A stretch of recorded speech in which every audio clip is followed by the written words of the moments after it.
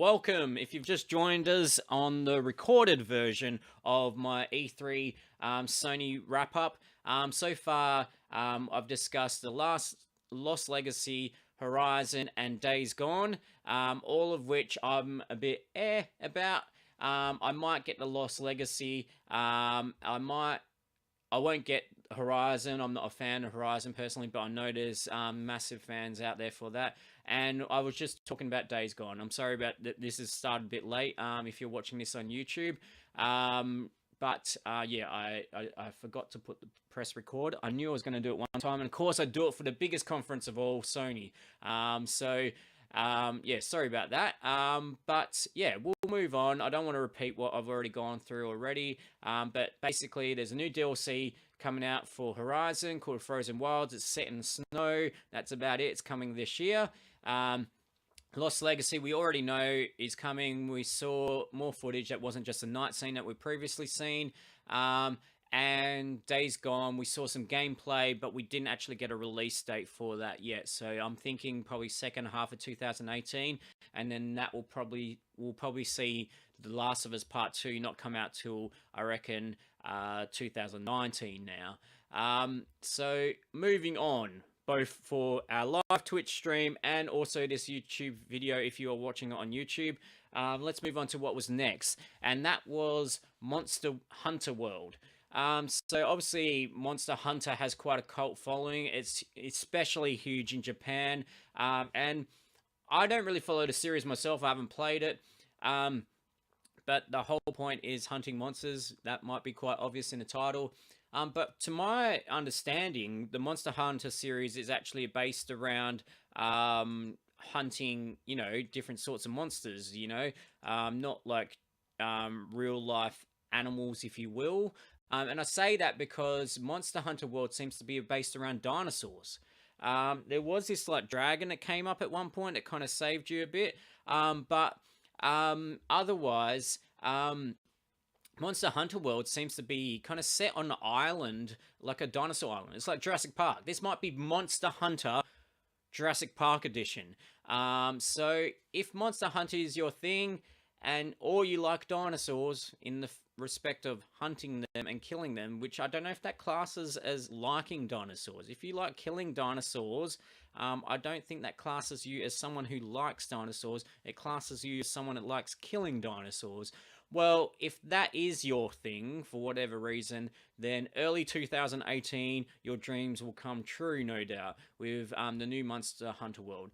Definitely not a game I'm going to get, but I know there's a cult following that will be quite happy to see that coming. I'm not sure if that was a PlayStation 4 exclusive, but it may very well have been. Moving on. Now, this was a surprise. This was a big surprise. Very unexpected. And I'm so conflicted about it. Shadow of the Colossus is getting a remake or remaster. And it's coming out in 2018 for PlayStation 4. What the hell? Like, seriously. Now, let's give some back history here. Like, if you don't know what Shadow of the Colossus is, it's made by Team Ico. It was the second game in the series. The Last Guardian came out late last year after a 10-year development cycle and a lot of drama in the development. The director left the Sony at one point and started his own studio that kind of consulted on the game for the rest of the thing, and now he's probably going to go off and do his own little indie thing now. Hopefully not one that takes another 10 years to make. And then the first game of that sort of world series, if you will, was Ico. Now, I loved Ico. I love Shadow of Colossus, even though I never completed it. I've actually completed Ico twice. So that's how much I like that. And I really want to complete Shadow of Colossus. And this is how much I like it. Look. Here's my PlayStation 2 copy of Ico. Here's my PlayStation 2 copy of Shadow of the Colossus. And these are the limited edition ones, with the fancy cards and that. Here's my PlayStation 4 remaster. PlayStation 3 remaster of Shadow of the Colossus and Ico. So I've played Ico on both PlayStation 2 and PlayStation 3. I played it all the way through. I've tried it out on for Shadow Colossus on PlayStation 2, and I think I have tried the PlayStation 3 version briefly. But the thing about Shadow Colossus is it's a really huge game, and I quite struggled with it. I only got up to about the second sort of Colossus, I think. So I really struggled with it. As far as not that I wasn't enjoying it, but like just I guess maybe the difficulty or the patience possibly to actually try and find these Colossus, or Colossi might be the plural term for it. Um, so um, Sony, don't make me buy this for the third time. But I probably will. And maybe this will be the time I finally play it through. I finally complete it, and it'll, fill that void while I wait for a new Team Ico game or a new game by the original director of Ico and Shadow Colossus. Um, yeah, because damn, it's looking good. Like I think even I don't know if this has I can't no there isn't any screenshots here of Shadow Colossus the remaster on PlayStation 3. Um but yeah, um I don't think it looked a heck of a lot better from memory, and it felt like very much as a master remaster, up-resing the graphics for I won't call it a cash in, but so you could play it on PlayStation 3 with a few tweaks and that sort of thing. This looked like, and we don't have much details. Before I went live to stream, this was one of the games I really was trying to find some information on quickly before going live to stream for some extra info, because we got a trailer and it was like, what the hell? But we didn't get anyone talking about it again. Once again, on stage, no one talking about it. Um, yeah, I tried to look into it, but I couldn't really find any information. It's more coming across as a remake rather than a remaster, much like the Final Fantasy VII isn't a remaster, it's going to be a remake. So they're redeveloping the game, there's going to be new elements to it, new battle system to it. That's for Final Fantasy Remake I'm talking about. I don't think this is going to go quite as far as it, but it looks way more detailed than I remember the PlayStation 3 version. I'll have to go back and compare it and that. But yeah, this looks like almost like a Shadow Colossus remake. And hopefully that means like a really good camera system and good controls and that. Now, you could argue that's not a good chance, seeing how janky, even after 10 years, Last Guardian. And I say that with all due respect, because Last Guardian was my game of the year for 2017. Now, that might have been a bit biased because it was the last game I played in 2017, but that game, hit me here. That was an amazing game. It just had really bad camera control, really bad controls, though arguably that might have been partly on purpose to kind of, make you feel like a clumsy kid, but like there's, being true to the narrative and being true to the world, and then there's like providing a frustrating game, and there was often moments in The Last Guardian where I got stuck purely, I feel, based off the controls, and you never want that, even if it feels like it's supposed to be feeding into the story. And I think like a lot of people who weren't massive Team Ico fans already would have just given up after the first maybe 5 hours of dealing with those controls and the camera, which was all very previous generation. Like, I mean, The Last Guardian was originally made for PlayStation 3 and then never made it to there, partly because I know it was a weird game. It had, in some ways, it was almost graphically PlayStation 3. It was controlling like a PlayStation 2 game, but some of the ideas and scale of everything, and including obviously Trico's AI, which is the best AI creature I've ever seen in a game ever, were very next gen PlayStation 4. So that was a real game that was trapped in multiple generations of consoles there.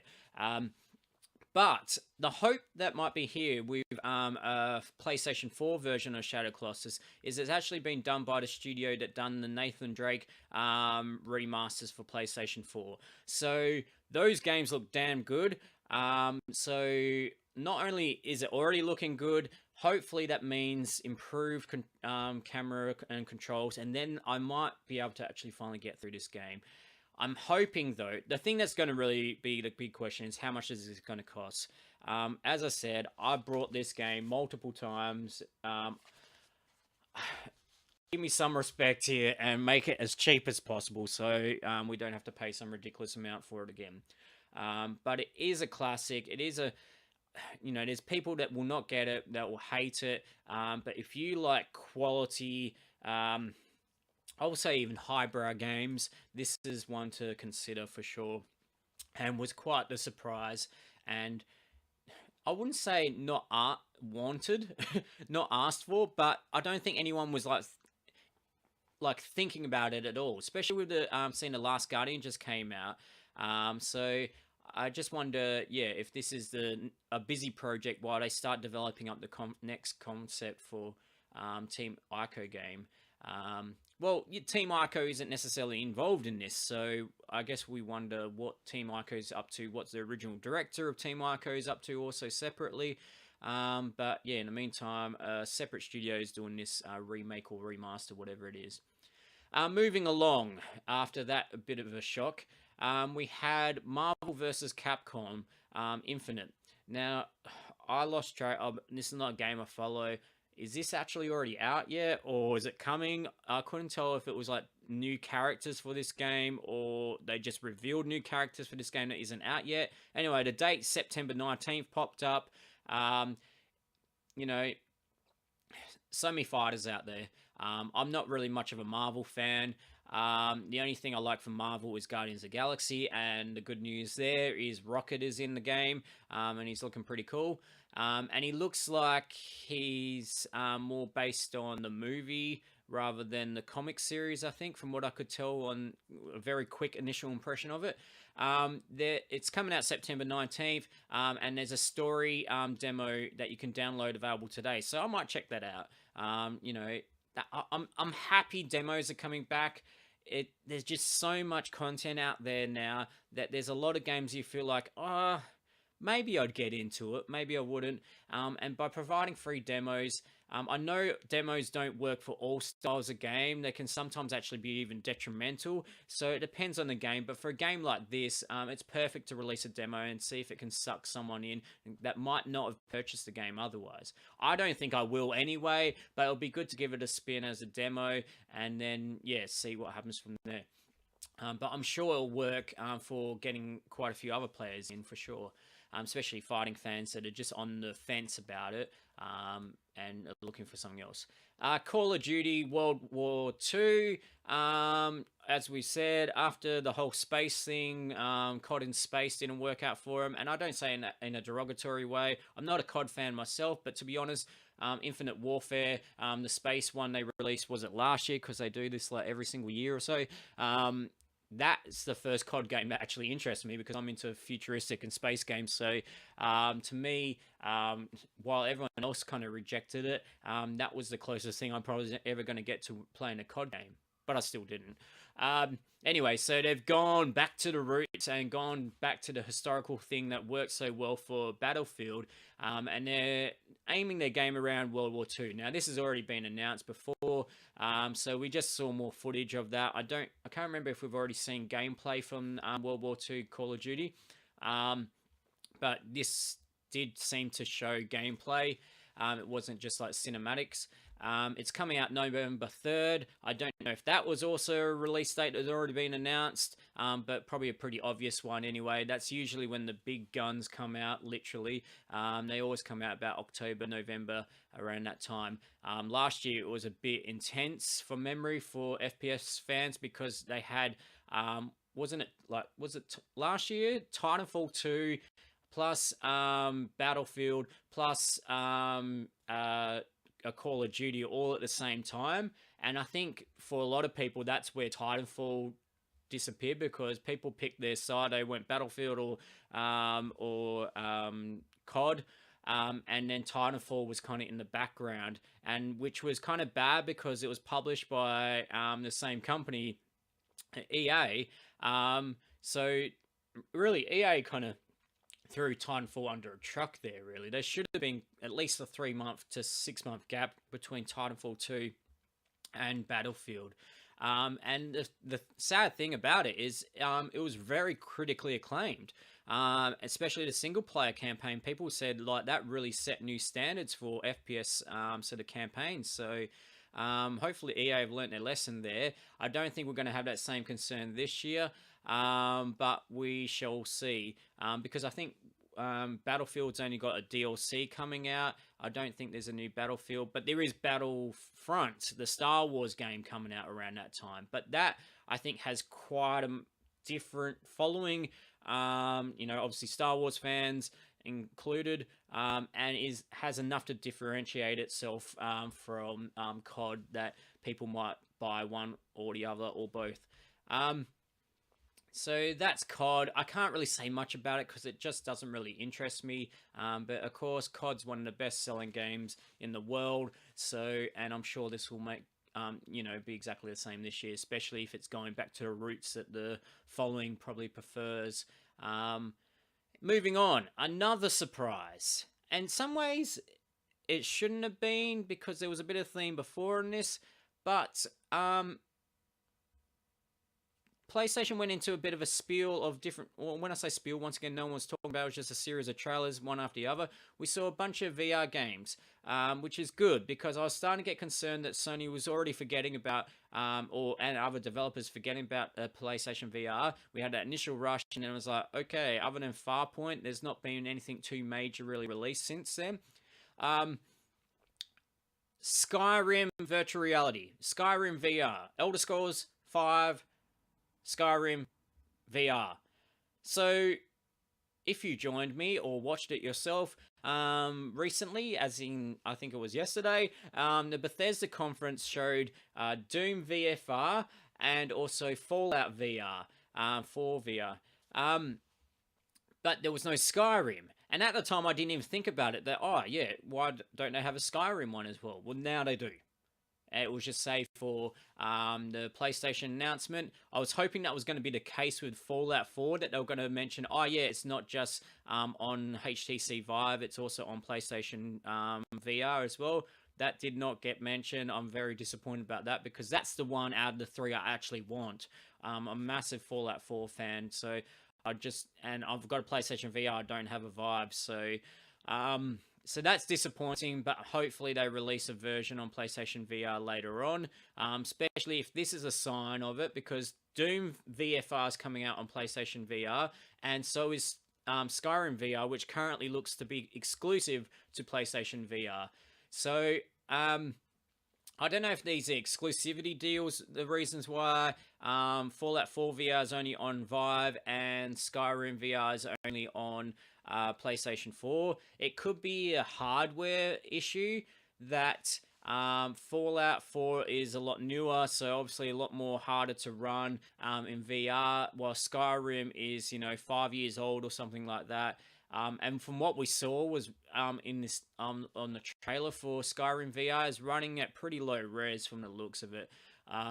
So I don't know how good it will look. It'll quite look like a 2012 game in many ways, but then it's probably going to be the same on the on the Switch portable version. But hey, it's Skyrim on VR. I've got the Legendary Edition, which has all the DLC.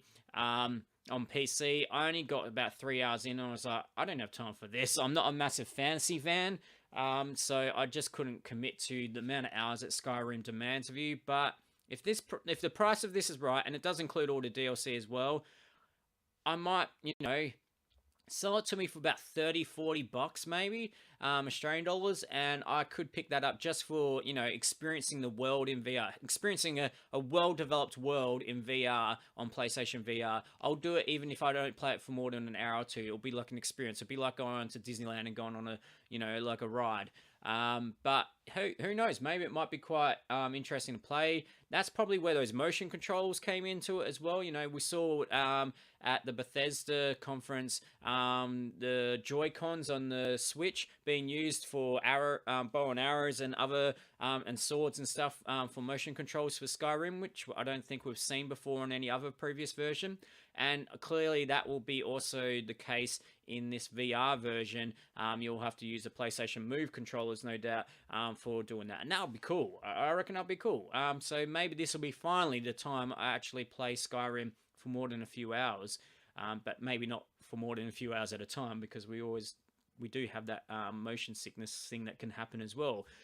Which once again, I feel like they hid movement from this trailer, much like they did quite a bit with the other Bethesda VR games that are releasing.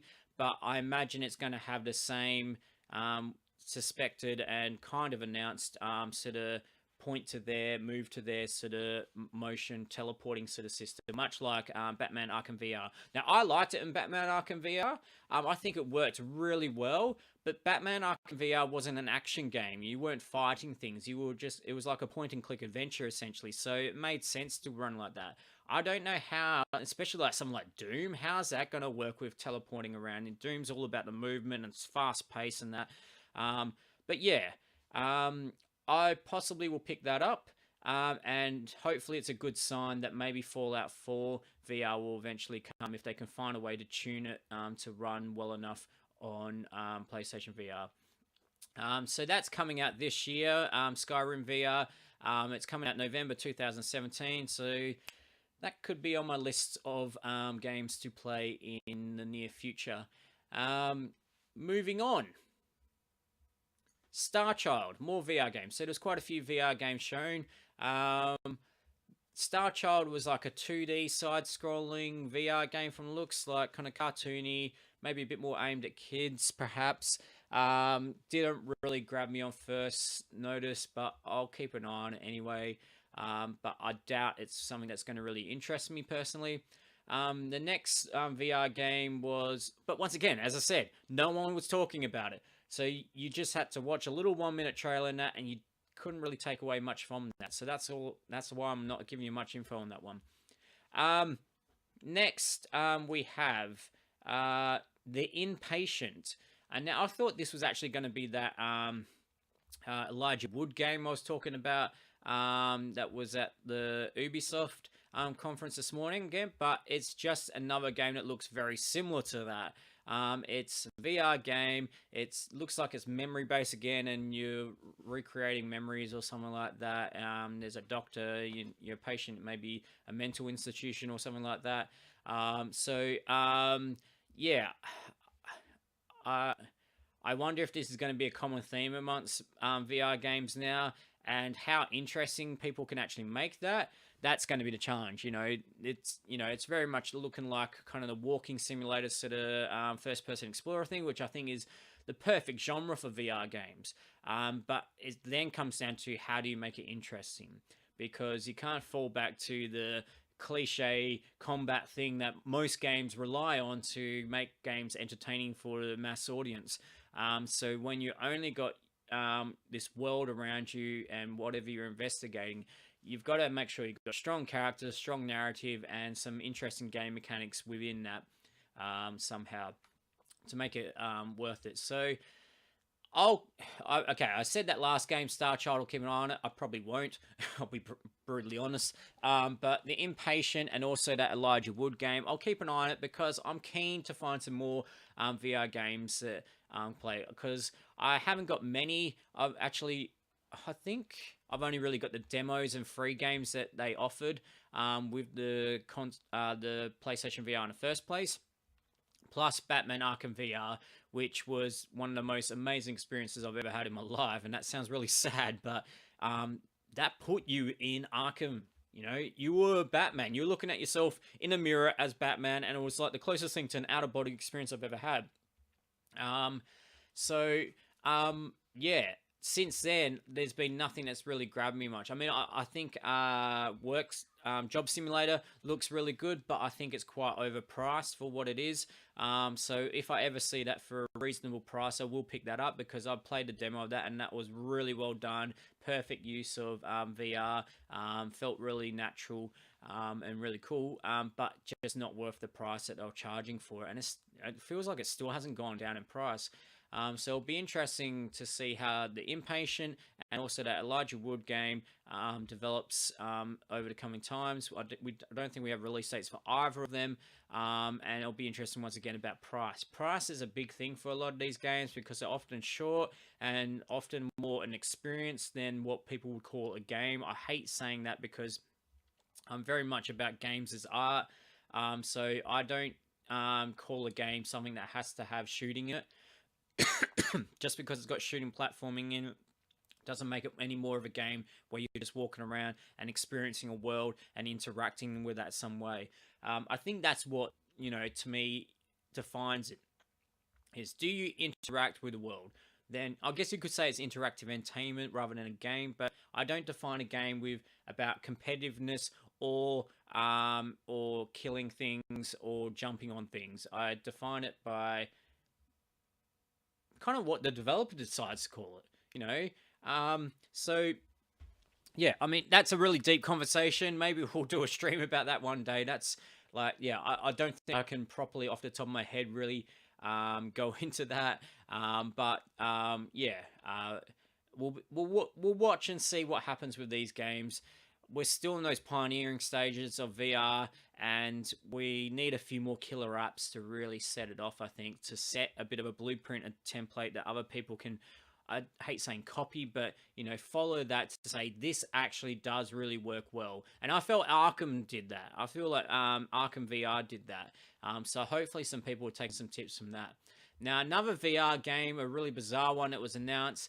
We already had a Final Fantasy 15 that was included with the game VR mode, which from what I can see, I haven't got Final Fantasy 15, but it was quite just a little generic mini game sort of style thing. Well, there actually looks like they're either including it or doing as a separate thing another VR Final Fantasy thing. So clearly the devs are pretty keen on VR. Sorry, yeah. It's been a long E3 so far. Not that I'm there, but covering this, yeah, is starting to take a toll on the voice. But yeah, it's called Monsters of the Deep. And it seems to be like a fishing game. It looks kind of dumb. And I've got a feeling it's probably only going to have about as much success as the free VR mode that was included with Final Fantasy 15. So if they are actually charging for this, they could be in a bit of trouble other than for die-hard Final Fantasy fans. If it's just a free content update sort of thing, which, credit to Square, they have been adding new free content to Final Fantasy over the past, sort of 6 months or so since it was released. So maybe it is just a content update. But yeah, definitely not something I'm racing for. I won't be getting it, even if it was included with Final Fantasy 15. If I ever get around to grabbing that game and playing it, I don't think I'd be playing this. Moving on, Bravo Team, which was another VR game. Once again, so little information given. It's just a trailer played, some people shooting stuff, blah, blah, blah. It's a VR game, FPS sort of looking game, and it looks like some more tactical shooter, so more sort of CSGO, sort of Tom Clancy sort of style, I guess. So that could maybe bring in a bit more of the hardcore crowd to PlayStation VR, possibly, if they do it right. Farpoint has been received quite well as far as being able to pull off FPS within VR without making you spew all over the screen. So maybe Bravo Team's the next step on that. Once again, don't have much information, no release date. We'll see what happens there. And the final, I think, VR game that was mentioned in the E3 2017 PlayStation conference was a game called Moss. Now, this looks like it's more aimed at kids, and it looks like a fairy tale sort of look. What was kind of bizarre is there's this mouse character, and you seem to follow him around or control him, and you're looking from a third-person perspective.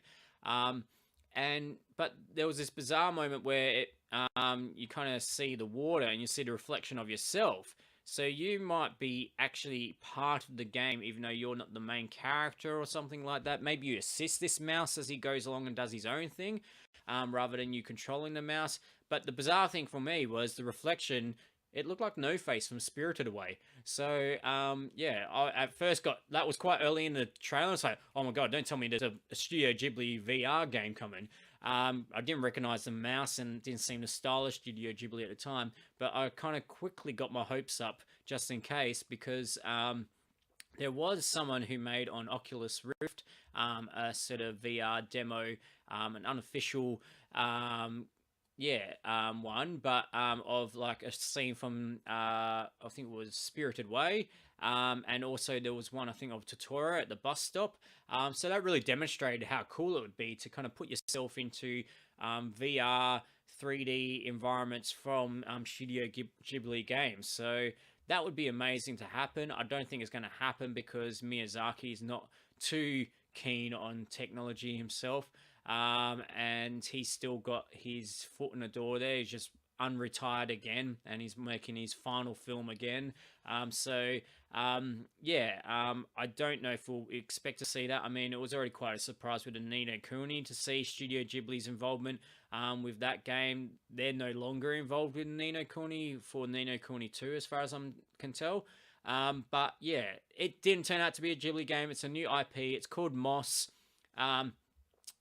Don't know much more about it. It was a mouse kind of walking around in fantasy sort of land, sort of fairy tale looking land. Probably going to be a perfect VR game for kids. Don't know if it'll grab much more attention past that, but we need VR games for kids as much as we do oldies like myself. Moving on to something that would be more for oldies like maybe not myself, but definitely old fans, is God of War. We already knew about God of War coming to PlayStation 4. It was announced last year at last year's E3 conference, or was it PlayStation Experience? It's hard to remember where these games get announced sometimes. But anyway, I think previously we hadn't seen much in the way of gameplay. It was a little bit more cinematic sort of stuff. This seemed to show a bit more gameplay. Graphically, it looks amazing. Really big and chunky sort of world. And as I mentioned in a review of a conference last year, a written one, God of War looks a little bit different. Like, I'm not a God of War fan. I haven't played any other previous games, but this feels like it's from a bit more of a different perspective. God of War was always a bit more of a top-down game, like more isometric, I thought. While this is more a sort of third-person, sort of Uncharted direction sort of thing. And you've got your son with you as well that either assists you as an AI or maybe switch between them. I'm not sure yet. It's got a bit. I have got a bit of a Game of Thrones vibe to this for some reason. That was only a minute Game of Thrones vibe, but it was a little bit of a hint I felt I got nonetheless. It's still not something that's going to grab me yet personally. But obviously, God of War is one of the biggest Sony franchises. There's a massive fan base that's been just probably waiting for this because we had some remasters, but we haven't had a new God of War game for quite a while, as far as I know. It's still got some big freaking monsters, but the difference was with this is at the end they showed this big serpent coming out of the water, and you're thinking, okay, here comes a fight, or they go whoosh, and then they cut the trailer or something like that. But that didn't happen. Instead, the serpent spat out an axe that the character had thrown earlier on, and gave it back to him, and then started talking in this language that it seems like the son only understood. So maybe the son has this power to translate monsters. So it didn't seem like you were fighting this serpent. Instead, he was helping you. But man, freaking huge and looked pretty impressive. So God of War fans, I don't think you're going to get disappointed, and it may even bring some new people into the fold. This is the closest I'd get to maybe ever thinking about trying a God of War game. I probably still won't, but it is looking good for God of War fans. Moving on to another game that I should be more interested in, but I'm constantly debated about. Detroit Become Human. Now, this is from the creator of Heavy Rain and Beyond Two Souls. I played Heavy Rain, really been excited about it. I was really hoping for the best, but the controls just killed it, you know? Like, I'm all for experimenting. I like artistic games. I like pushing the genre and trying new things. But to me, if Heavy Rain and Beyond Two Souls and now this game had just had standard controls like a Rockstar game, like a Naughty Dog game, but still with those choices being made, I don't mind the whole quick time event nature of it, of like making choices in a certain amount of time and that affects the gameplay. That's cool and all. But just let me walk around and do things normally. I remember in Heavy Rain, like there was this scene where you had to like climb up some rocks and you had to just.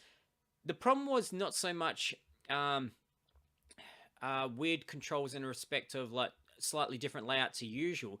The problem was the layout always changing. Now the point of that was to try and I guess keep you on your toes, but you had to keep pressing different buttons in different orders. So you could never say, oh, X is always about jumping, the square is always an action button. No, that always changed throughout it, and there was no consistency in the controls, and that just annoyed the hell out of me and really took away the immersion. And that's this is by a guy called David Cage, who's always trying to make these interactive movie games, and I can understand the struggle and the desire to want to do that, and I'm all for that. I'm really keen on that. But to me, the biggest part is immersion, and with that, you want to make it so the controls just disappear, so you don't even notice them. And by having these, icons coming up all the time saying press X to do this or press this to do that, and having to make the player always constantly think about the controls, rather than just getting used to them at the start, and then after the first half an hour, it's all second nature and you're not even think about it, you're just immersed in the game. That's what it should be about. But unless something's changed and I haven't noticed it yet, it still looks like it's the same sort of control setup as Beyond Two Souls and Heavy Rain. Now, I completed Heavy Rain. I really like the setting and the concept, and that's what got me through the controls and that of that. I didn't bother with Beyond Two Souls, and I would have liked to, because like I quite liked the story and setting for that as well, and it looked amazing. But I just knew that I was going to hate the controls. This is the challenge for me here: is do I get Detroit Become Human, because it's set in the future. It's got some good concepts, so that's all good. I like the setting. I like the narrative. I like the storyline. The issues it's going to tackle with AI and their rights and being enslaved by humanity and just seen as a product or as a slave for humans. When does it get to a point where AI will have its own rights like humans do? So I think that's what this is going to be really all about, and I really like that concept. But is it the controls? Is it the experimental nature of how it approaches things that's going to really kill it? I love the choice and consequence part, but please, I hope the controls are just a bit more normalized, a bit more consistent, so that I can maybe play this game. So after that rant, what we actually saw was some more gameplay, which is good. And yeah, like, I think I'm interested, but we'll have to see. I don't know if it's going to be a day one for me. Maybe I'll pick it up when it's cheaper. Or once I've seen some reviews or seen some feedback, seen some gameplay myself, maybe on Twitch itself. But yeah, we still don't have a release date, which once again, as my theory said before, if we don't see a release date, then it's probably not coming until at least second half of 2018. Which is a bit disappointing because we've been seeing this for a while now. So to still not have a release date on it is maybe a bit concerning in a way. I'm also wondering if you play multiple characters, because the last trailer we had a different character it was based around, and to the one that we saw in today's conference. So maybe you bounce between different characters and you see a series of mini stories. I guess that was what happened in Heavy Rain, didn't it? There was multiple characters in that, so I guess that's nothing new to David Cage's games. Moving on, Destiny 2. What can be said about Destiny 2? It's the semi-sequel to Destiny 1. If you know what Destiny is about, you know what Destiny 2 is about. We seem to see a bit more... well, I wouldn't even say we saw a bit more gameplay. We saw more of Destiny. It seemed like a more serious trailer. I was a bit put off. Well, not necessarily put off, but I don't really care in a way. The first trailers for Destiny 2 seemed to kind of try to be comedic and so forth, and it didn't really hit for me. Humor's a very particular thing. You either love it or you hate it. I don't mean humor in general, but I mean everyone's got their own sense of humor, and it didn't really hit for me. Maybe it does for Destiny fans. But yeah, so this was a much darker, more serious a trailer for Destiny 2, and I don't know if this is the first time we've seen it, but it seemed to show a main villain from it, which was quite a chunky knight looking dude. So yeah, coming out September 6th. I think that date was already out there. But as far as PlayStation 4 goes, it is getting some exclusive stuff that PC and Xbox One won't be getting, and that includes an exclusive strike, exclusive gear, exotic weapon, and PvP map. Now, most of that stuff, to most people, you'd be like, I'm not going to go buy a PlayStation 4 for that. But, Destiny fans are pretty. I mean, the point you play Destiny in many ways is to collect loot. So I guess that can be an attractive reason to play it on PlayStation 4 as opposed to other versions. But I reckon a lot of people are going to be moving to PC for this one. Even if you're already currently a Destiny player, if you've got a nice PC and you want those unlocked frame rates and all that, then you're probably going to want to play it on PC. And considering your progress from Destiny 1 does not go over to Destiny 2, there's no reason to have an allegiance to one of the consoles when going into Destiny 2, other than maybe if you've got friends that are playing on that and not going to be playing on PC. So I think in that respect, Xbox is probably going to be the one that has the least amount of people playing Destiny 2 because yes, the Xbox X will be able to play it at 4K 60 frames probably, but you have to have an Xbox X, and I don't know how many people are getting won over by the argument to get an Xbox X, and would rather spend that on a graphics card to run it on PC instead perhaps. And meanwhile, the PlayStation 4 has that exclusive content, much like they did last generation, which was always interesting because originally Bungie was a Microsoft studio, in the respect of making the Halo games. And when they left that sort of exclusivity deal, it was interesting that PlayStation went and snapped them up and took Destiny under their wing. And even though it was an exclusive game, they've been getting exclusive content for it. And now finally, something that's not new, but we saw new stuff from it, and that's Spider-Man. So Spider-Man was announced last year. Once again, I can't remember if it was a PlayStation Experience in December last year or if it was E3 from last year. We saw it. It's an open world Spider-Man game. It actually looks like a decent Spider-Man game, a good one. I'm not a Spider-Man fan. I'm not really a Marvel comic sort of person myself. Give me an open world Guardians of the Galaxy game, and then I might be interested. And based on the movie series, not the comic, I noticed the Telltale game Guardians of the Galaxy game seems to take a reference from the comic series, which I'm sure is great news for comic fans, and think, that makes it a little less mainstream in that. But I much prefer the designs of the live action movie versions of Guardians of the Galaxy. Anyway, let's get a bit distracted.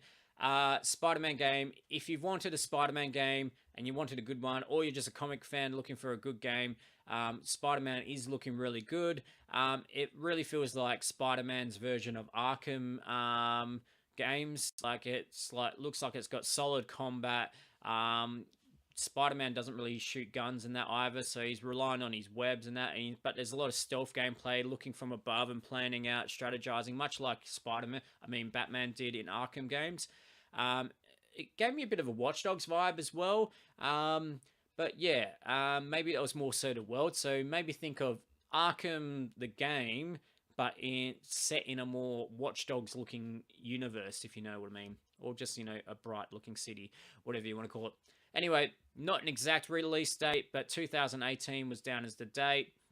So yeah, comic book fans and maybe people just looking for a decent open world third person game, Spider-Man might be your game for you. It does look good for what it is, and the motion of swinging from building to building and snaring things in the web and that. I don't know if that'll get tiring after a while. I wonder if that might just get a bit too repetitive and that. But I guess some games are just people shooting things nonstop. So I guess, if anything, it's a twist on that, literally. I feel like if they get the motion of swinging between buildings and all that and all this other stuff, it was very action-packed, explosions and all sorts of stuff. That could be really a fun game to flow through. In almost like a parkour way, but not quite, because he was running across buildings and that as well at certain points, as well as swinging between things. So I feel like there'll be a real kinetic energy to the flow of that game, and that will be really important to the success of that game. So that was all the announcements for Sony's E3 conference. There was quite a bit missing. There was no Death Stranding, though that was probably quite expected.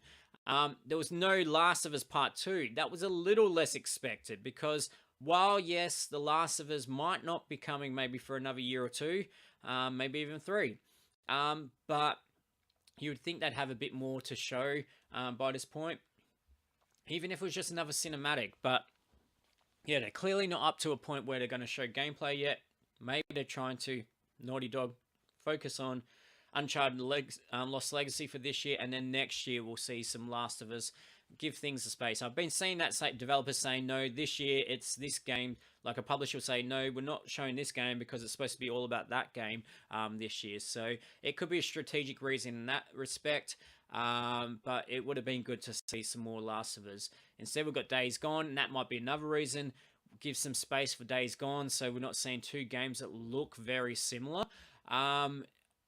So yeah, I think we may not see Last of Us again until PlayStation Experience later this year or next year at E3.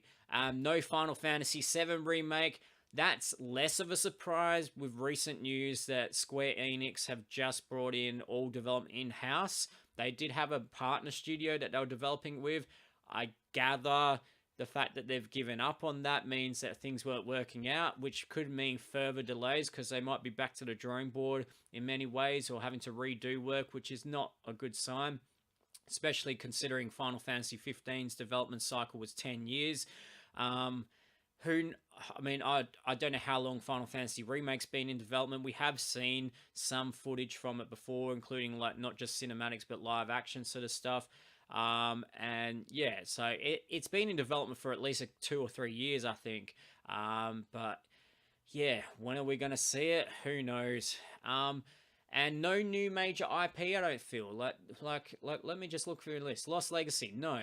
Horizon Frozen Wilds is expansion. Days Gone, we already knew about. Monster World, I guess, Hunter World is, I guess, new. But, that's probably huge for Japan. But maybe not the rest of the world so much. Shadow of the Colossus, not new in the respect of new IP. Marvel vs. Capcom, Call of Duty, Skyrim. Most of this, looking at this list here, we didn't see anything, a new big AAA sort of IP, which I feel might be a bit unusual for a Sony conference. We normally do see that. I don't know if we've got a bit of a TikTok situation going on with E3 this year. I don't feel like we've had much major be announced new. It almost feels like we're seeing the fruits of the labor from announcements from like 2015, 2016. We're starting to see content of games we already knew about, because we're midway through this generation of console cycle now. So we're kind of going, hey, this is coming soon, and now we're starting to see that we're getting more on that, or we're being told it's coming out this year or next year.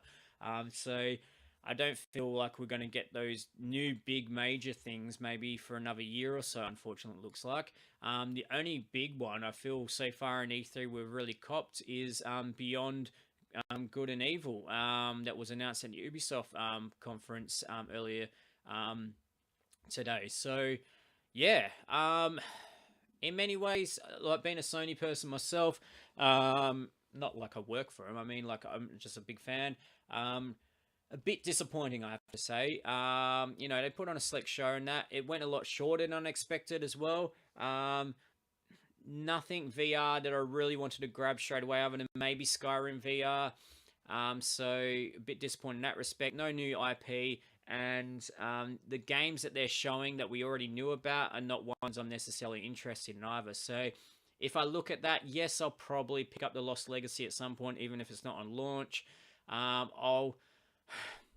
If the price is right, I'll pick up Shadow Colossus and maybe finally play it through.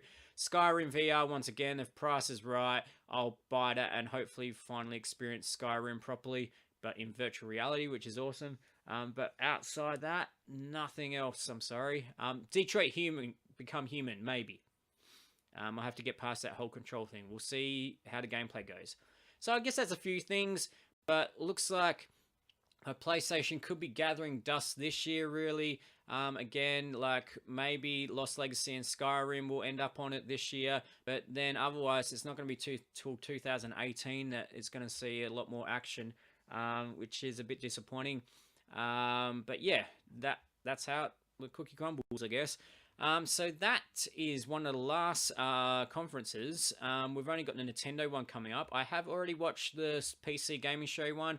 I'll do a wrap up. I think, yes, I've got enough time to probably do a quick wrap up of the PC Gaming Show stream. So I'll finish this up now and then get into a PC Gaming Show wrap up in about 5 minutes' time. And then, yeah, tomorrow I'll do a wrap up of the Nintendo conference. I'm not expecting anything major from there. It will probably be just mainly about Mario Odyssey. And maybe we'll get a few other little indie titles shown and announced and that, and maybe some DLC for Zelda, and maybe some more looks at like ARMS and Splatoon that are coming up, but I wouldn't be expecting any major new IP coming there, unless it's, like a Metroid game, probably out of nowhere. I don't think that's going to happen. Maybe they'll do a quick little teaser for that, and have that come out for next year. But yeah, I wouldn't expect anything too brand new from Nintendo, but we'll still cover it. The conference is like midnight my time, so I might watch it live, or I might watch it in the morning, but I'm definitely not going to be doing my stream straight after the conference, because that's about 2 a.m. my time, and I've been doing some early mornings with this, like 4 a.m. watching and stuff like that, but I don't feel like streaming it at that time of night is going to give you a good take on the proceedings that have happened. So I hope you've enjoyed this PlayStation conference E3 2017 wrap up and reactions for myself. If you enjoyed it, make sure you follow the Zed Craze Twitch channel, which I live stream these on, and also do live streaming of games, of course, as well on that.